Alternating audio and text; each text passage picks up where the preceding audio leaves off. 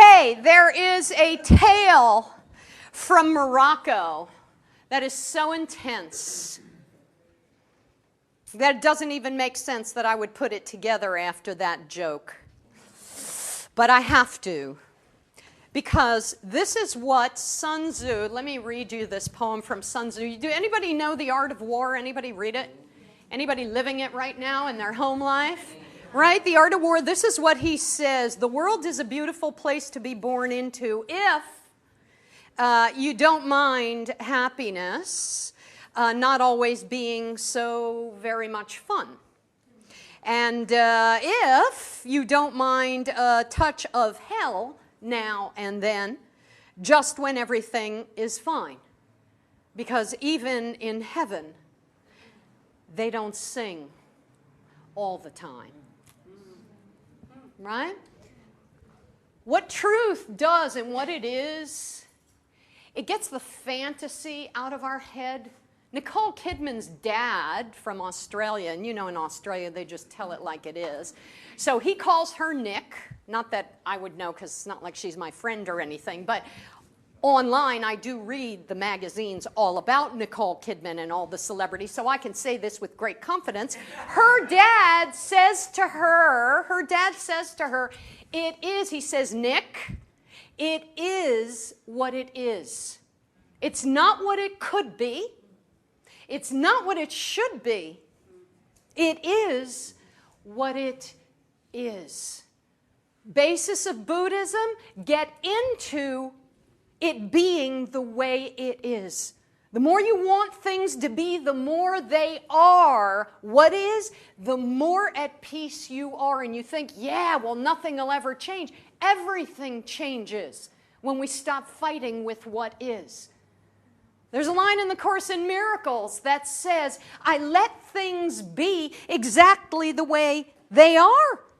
And we think that's the antithesis of how I want it to be. I don't want things to be the way they are. I want them to be the way I think they should be or the way I think they could be. But they're not. They're the way they think. They're the way they are. And what we're doing is putting ourselves in rhythm with the rhythm of the way life is. Because nothing can be transformed. Hear this, please. Nothing can be transformed until it is accepted. Nothing changes until it is accepted and blessed. Nothing moves until it's accepted and blessed, which is why Rilke, the great poet and philosopher, said, want the change, want things to be the way they are, not forever, for this moment. And the fantasy says, oh, wow, we're going to get to heaven after we die from this place we're living. We're going to go to heaven, and it's going to be so fabulous, and they're angels, and everybody loves everybody. And we do this on all the paths, the religious path, the spiritual path. We always think there's a place more extravagant, more exciting, more exotic, more wonderful, more fabulous, where everybody loves everybody different than where we are. This is the place. This is the moment. And when we understand that all of life conspires to get us to this place where we are, right where we are, it blows our minds. Because we think if life was conspiring to help me, if the winds were blowing, and they call the winds the Ruach, Spirit, God, life, the Tao, if the winds were conspiring, hell, I'd have $1 million in the bank. If the winds were conspiring, my ass would look a lot better than it does, right? If the winds were conspiring, we think I wouldn't be bald. I wouldn't have hair on my back, we think. If the winds were conspiring, I would have had a better dad, a better mom. We don't understand that the winds are conspiring. And they've led us here into this moment, exactly where you are, in the right place, at the right time, doing exactly what you are doing now, because what you're looking for is right here. It's right here. It's in this moment. It's in this breath. The thing you need to see What we need to ask for is not to change what is, but to put ourselves in rhythm with what is so that we can be here and let the light of our own deeper eyes shine on what's happening so we can see what the hell it's happening for and what the hell life is trying to show us and tell us about us. Because all of life is moving us towards our wholeness. And this moment that you're in, whatever it is that is happening to you, whatever it is that's happening to you, that is not a lot of happiness, that's a touch of hell, and everybody doesn't sing all the time. It's not a perfect place that we're headed to when we finally get that enlightenment. That too is a bag of bullshit. It's still part of the fantasy. Wherever we're going to go, we're going to be there. That's not going to change. Even when you get to heaven, you're still going to be you. Right? You're going to take all that baggage with you into heaven. And I don't care how many angels are singing about the sweetness of the fragrance of your breath. If the thoughts inside of you are sour, man, heaven ain't going to feel any different than hell did. This is the moment. So there's a Moroccan tale, and it's called The Stoning, which kind of gives it away. If you're a stoner, you might not recognize that right away. You might think, cool. A story about getting high. But it's not that. There's a woman who was a good woman married to a man who went off on a pilgrimage, as was the custom to do. Before he left on the pilgrimage, he goes to his brother, he knocks on the door, and he says, "Brother, I'm going to leave my wife for a while. It might be a year or so before I come back from this pilgrimage on foot. So do me a favor," he says, "brother, and watch after her. Just look after her." You've already had some of those experiences in your life, haven't you? She's laughing, saying, "I know how this ends." Right?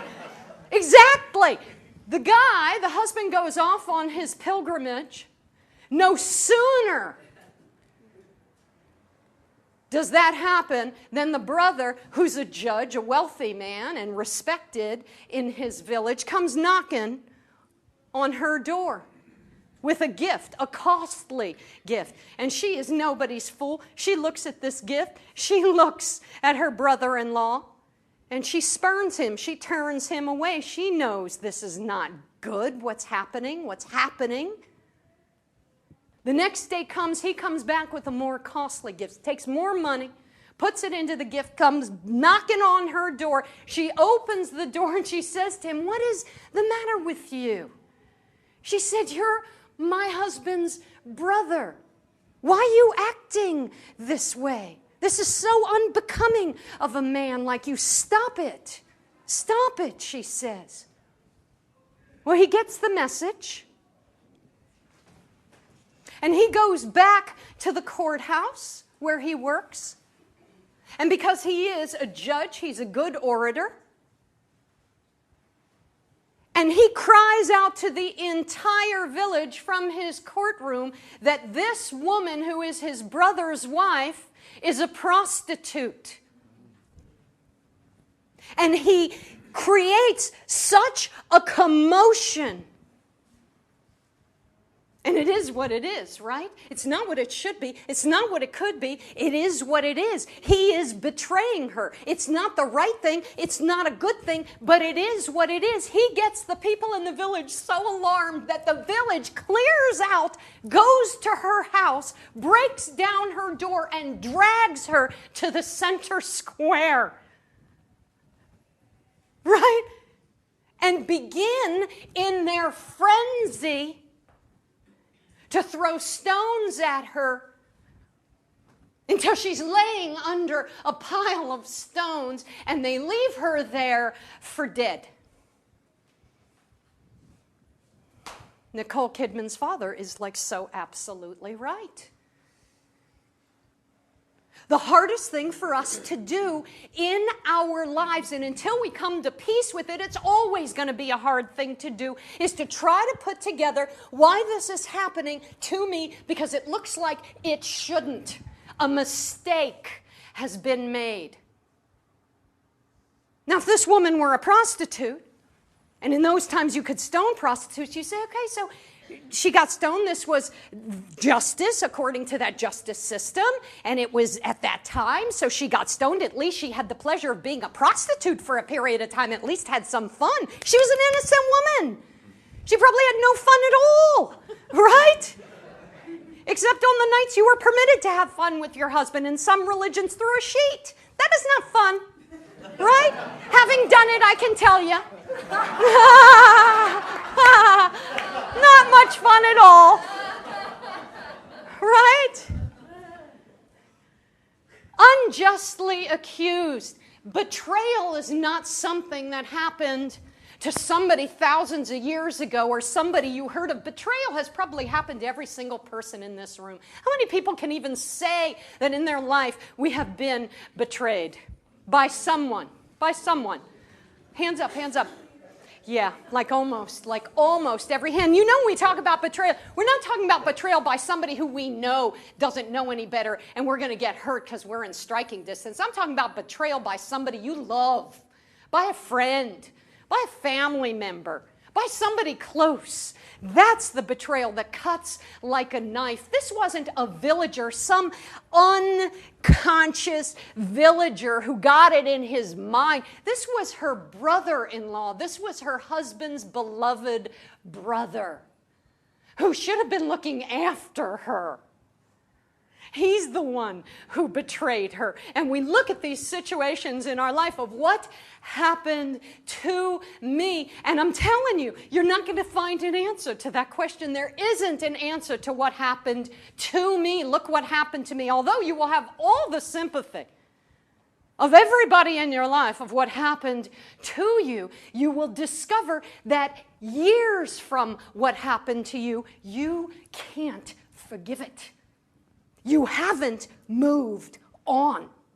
When you think about it, it's almost as if it were yesterday, because the bile in you, the contraction in you, the anger and the resentment in you is so fresh and so alive that you've probably told the story like 120 times. Each time the story gets better, right? Because you told it so many times, now you know how to really tell it well. Right? You have people on the edge of their seat, master storytellers of that story, and you're always going to get the same response, which is, man, that ain't right. That ain't right. There's a poet, and he is a author as well, Robert Louis Stevenson. I'm going on my iPhone to pull up his poem. And the poem's name is A Song of a Man Who Has Come Through. Listen to his opening lines. Not I, D.H. Lawrence. Not I, but the wind that blows through me. A fine wind is blowing the new direction of time. If only I let it bear me, carry me. If only it carry me. And then further down, if only, most lovely of all, I yield myself and am borrowed by the fine wind that takes its course through the chaos of the world. See, in all traditions, the wind, ruach, is life, is God. The meaning of spirit, any kind of spirit, the spirit of life, the spirit of energy. The meaning of spirit is ruach, which is wind. Whenever we talk about the wind, it means that life itself is coming and blowing through your life a change. And we always want that change to be accompanied by Godiva chocolates and a raise in pay. But that change never usually looks like that. The change comes in. She's laying under a pile of rocks. He said, if only I can let this wind carry me. The Native Americans say it in a different way. You're going to notice truth is fabulous, because if you cut across every single philosophy, you are going to find an undercurrent of wisdom that is the same, that is so simple. And in the Native American tradition, they say, sometimes I go about pitying myself when all along the wind is bearing me into my new life. right? There is a part of us that knows this. So I know I'm not telling you anything you don't know. There is a part inside of every single person. We can call that part your divine intelligence. We can call it your soul. We can call it your inner compass, your inner self, your inner wisdom. There's a place in everybody that knows this is completely true, and there's a place in us that's forgotten. I'm just reminding the place that's forgotten to help you remember what you already know, that we know that life conspires to move us into our greatest life, and we need to know that at moments. We come to rooms like these to remember that, because when you're laying under a pile of rocks, hello, you need to remember what the real story is. Or else, you, who's an innocent person like this wife, is going to be horrified that you lived a good life, you did good deeds, you were a good person, you did everything your parents asked, and still this happened to you? You can't accept what is. You're betrayed by what is. Not only did this man, her brother-in-law, betray her, life betrayed her, and we feel that. God betrayed us, and we feel that. Because where is God? While I'm under a pile of rocks. Clearly, God's not here. Clearly, the angels aren't here. Clearly, life isn't here. The wind that's carrying. Where's the wind at this moment when you're under a pile of rocks, accused of something you didn't do? And a traveler goes by who didn't come from the village, and he hears her moaning under the pile of rocks, and he moves the rocks away and sees that indeed she's still alive. She was left for dead, but she's not dead.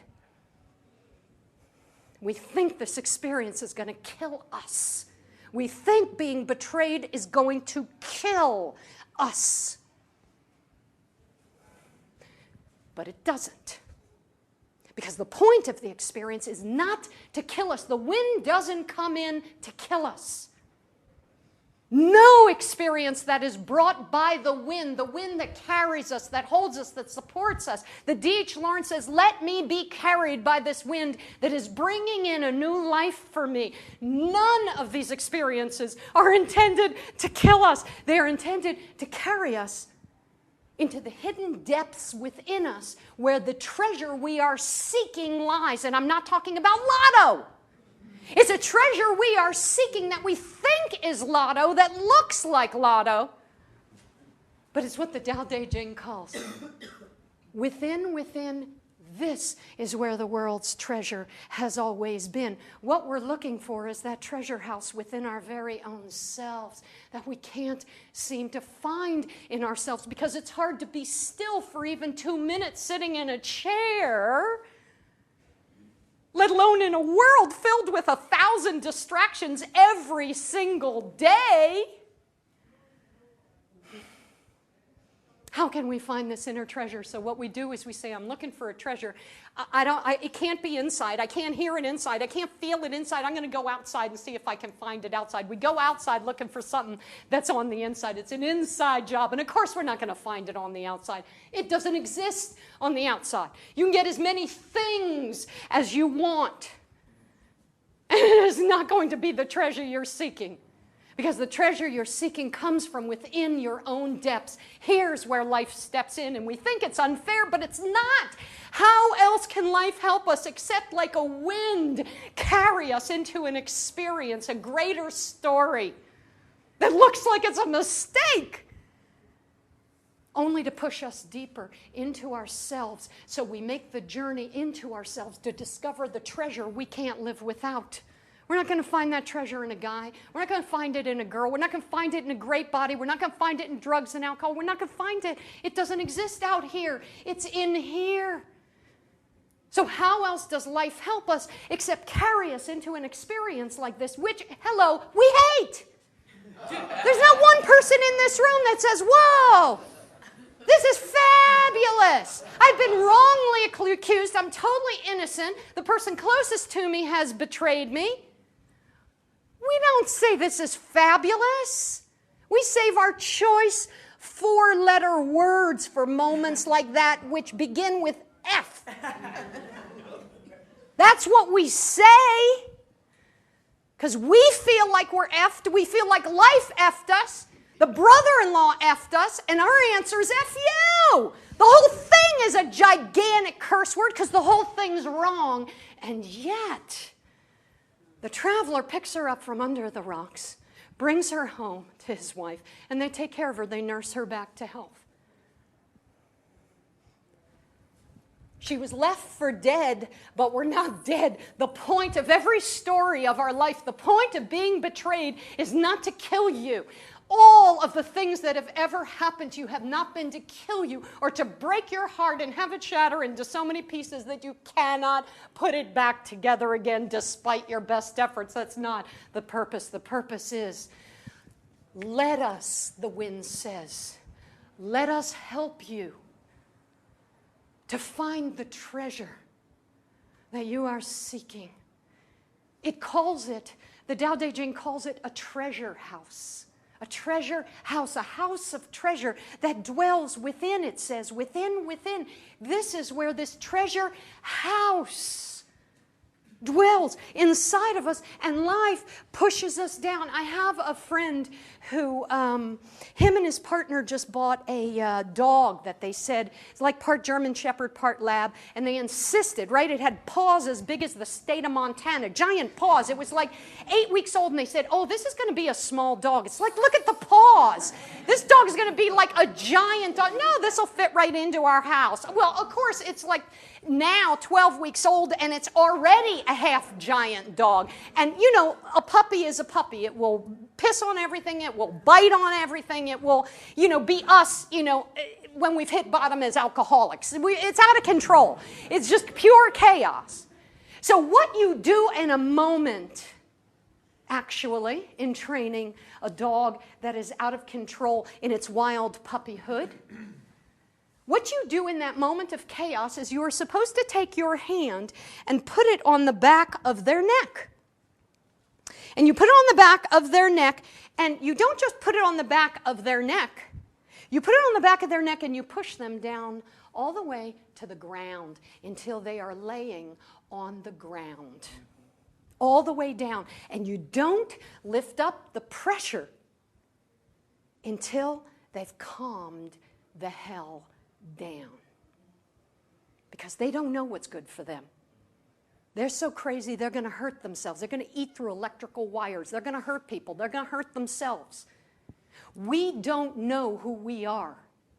We have forgotten who we are.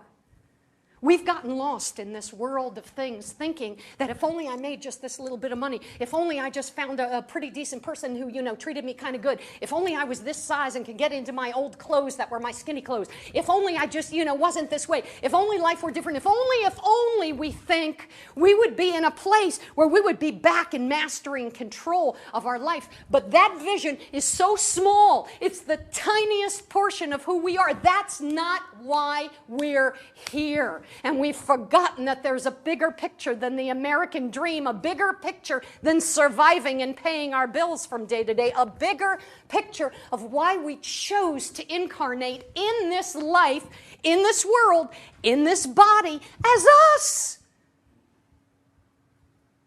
And there's nothing in the media, really, on the front page of the New York Times, let alone the Post of the News, that's going to support that story.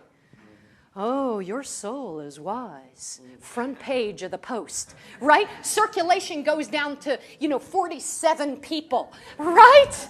Nobody's going to read this story. So we have to remember it for ourselves. And you know what happens? We forget it. In a forgetful world, we forget that there is a greater story of who we are. We are greater than we thought we were. And so what does life do?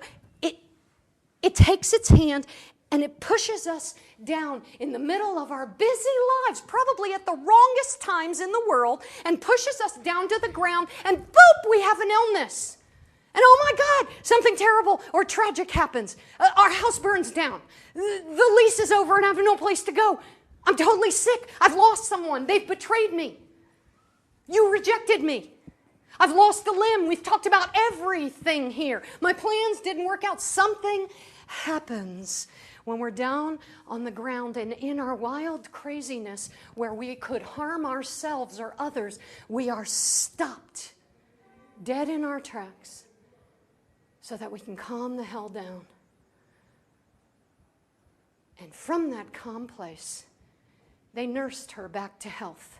She had no energy except to receive the ministrations of this wonderful couple that took care of her. And when they healed her, meaning when she was back in her body and she could move her limbs and get up and walk around and eat and see and realize she was okay, she came back to herself and discovered she had the power to heal.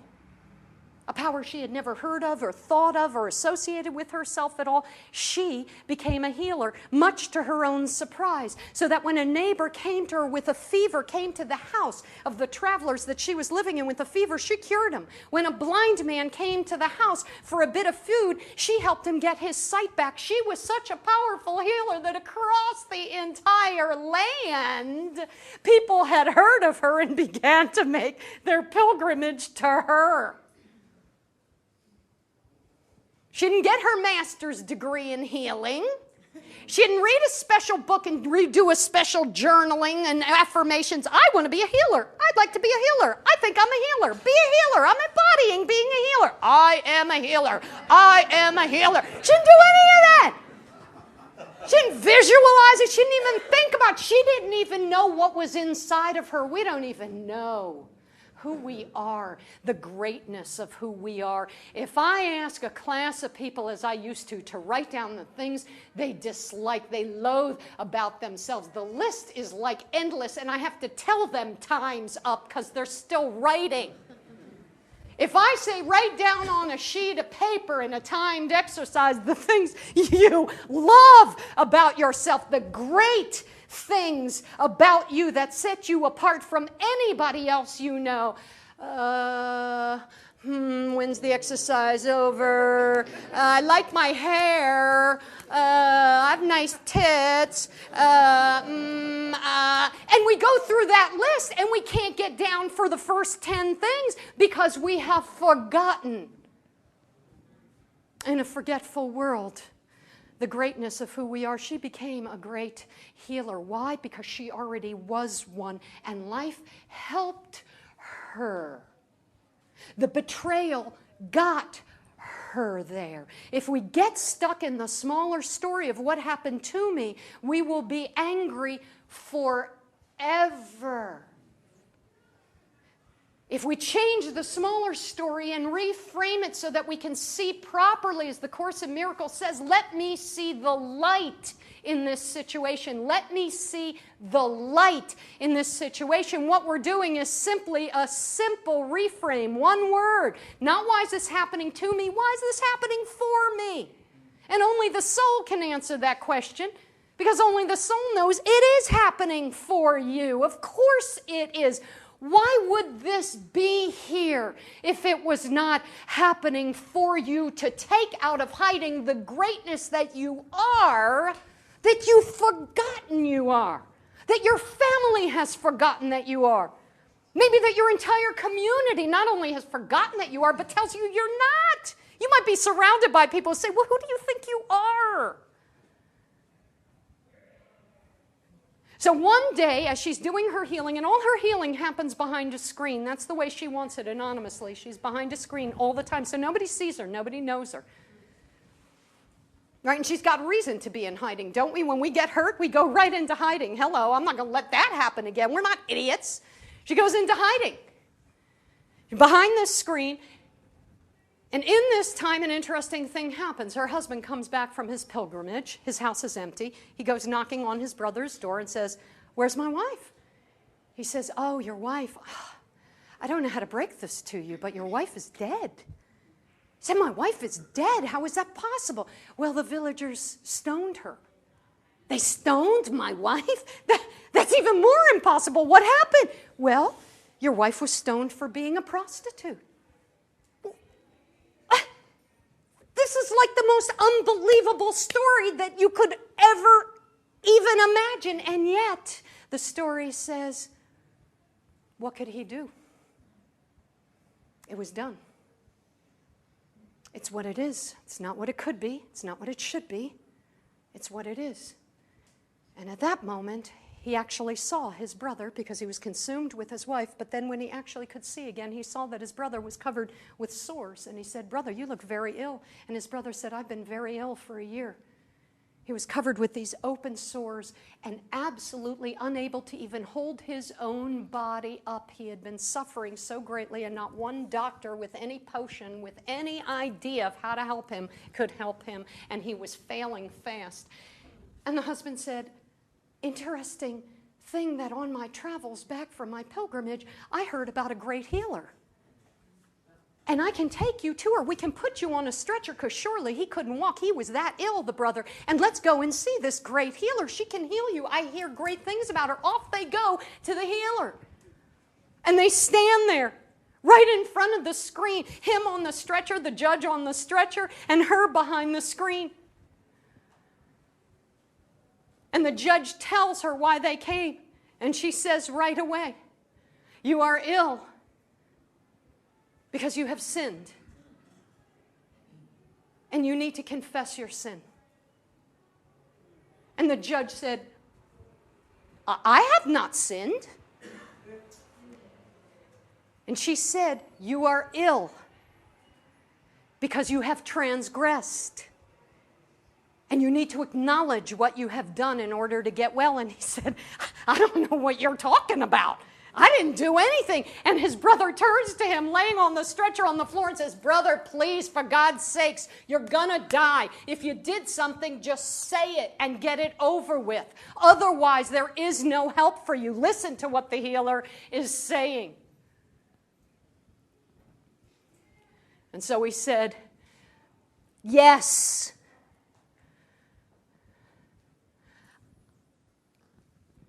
I was the one who told the villagers that your wife was a prostitute because I made advances on her and she spurned me and I got angry and mad at her. I was the one who caused your wife to die. And at that moment, out from behind the screen, she comes and they see indeed who it is. And she turns to her husband and she says, do you want me to heal your brother?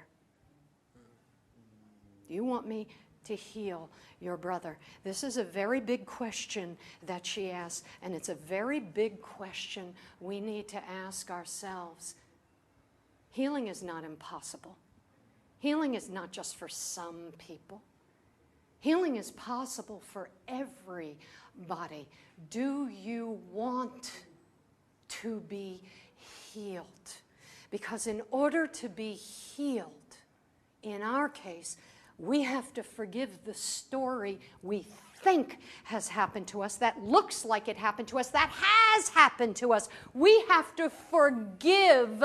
She had to forgive her brother-in-law enough to even ask the question, do you want me to heal him?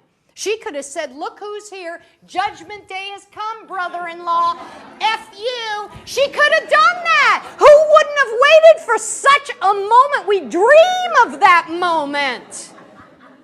And she said, do you want me? And here's where we stand. Unless we reframe our story of being betrayed, unless we reframe it, it doesn't mean we have to have that person move into our house and be our best friend. We need to understand that the wind brought them. That the wind brought them. If we don't understand that the wind brought them, we think it was a piece of ill luck, bad news, unfortunate karma.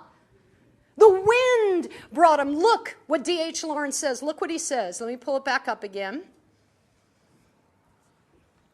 And he says, at the end of the poem, he says, what is the knocking? What is the knocking at the door in the night? Is it somebody that wants to do us harm? No. No. It's the three strange angels. Admit them. Admit them. When we get betrayed, we need to understand whose fingerprints are on that situation. We need to understand what the purpose of the wind in our life is here to help us do. We need to understand why we feel pinned to the ground and why that happens to us. We need to understand the whole thing, or else we're going to misinterpret and think the whole damn thing is a punishment. and go off on a course of anger, bitterness, and resentment till it lands us in a hospital bed because the bile of that kind of resentment is a poison to our system. That's one way. And then the illness, hopefully, will wake us up. The illness is another hand that hopefully helps us come back to our senses so we recognize that it was life bringing to us three strange angels. It didn't say, three beautiful angels, three hallmark angels, three lovely angelic angels singing with clasped hands in a prayerful position with billowing robes. It said strange. We need to understand this is a strange angel when we come to be betrayed. Strange. It's a strange experience when somebody does us harm knowingly.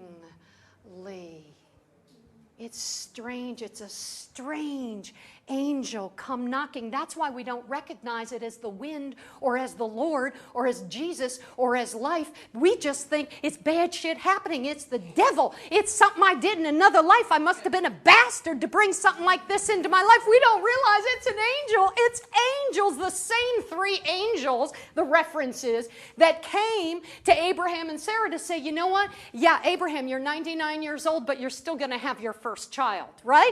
That's strange, man. That's strange, right? Because this is pre-Viagra. Hello. So this is really strange. That was a strange angel coming to fulfill that prayer.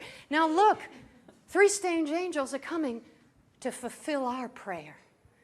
And it looks stranger than hell. But they're still angels, and we got to know they're angels. And what does D.H. Lawrence say?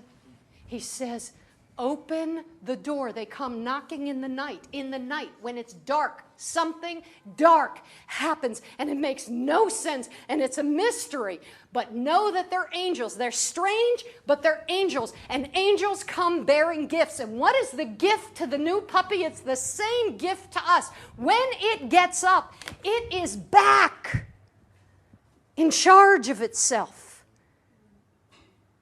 It comes back deeper. When we go down and hit bottom, we come back and we're different. We have touched a treasure house inside of us. We have connected to life more deeply. We have suffered. Our heart has broken. And suffering, my friends, you know when you suffer, you soften. When we suffer, we drop that bullshit persona. Right? What's a persona? It comes from the word from the Greeks. Back when they had theater, the Greek theaters, when you wore a mask, it was called a persona. We dropped the mask. We dropped the lies. We dropped the defenses. We dropped the walls. We come out of hiding. And what comes out of hiding? Her ability to be a healer. But not just a healer. They never use the word just a healer alone in stories. They always call it a wounded healer. It is from the wound that we become who we become, not the PhD. Sorry. It is from the heart that is broken open. So all the compassion, all the wisdom, all the usness, all the magnificence, all the greatness, all that we came to be pours out. We can't help it. We can't help it. We come back from down in that dark place and we ask this question, I'll heal him if you want me to. Husband, do you want me to heal him? And the husband said, it appears as if he has suffered enough and he has confessed. So please, yes. And without a thought, she does.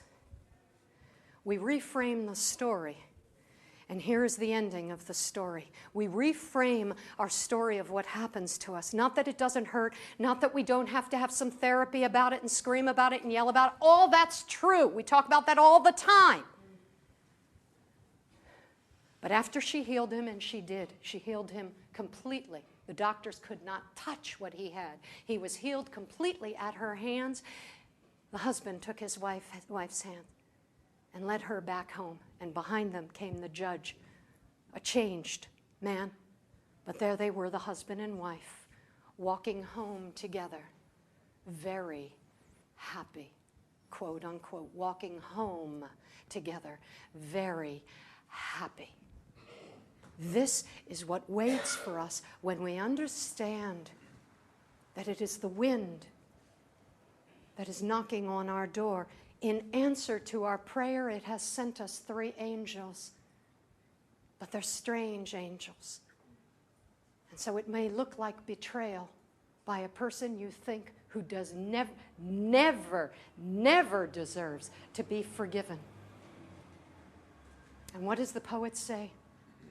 Have they come to do us harm, he asks, in night when they are knocking on the door. Have they come to do us harm? He says, no. No. So what should we do? Admit them. Admit them. It is what it is. It is not what it could be. It is not what it should be. But it is what it is. When change comes, when the strange angels knock, admit them. Admit them. For no transformation can happen until it is accepted and blessed.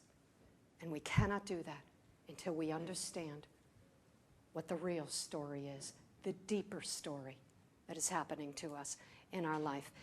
I think enough said.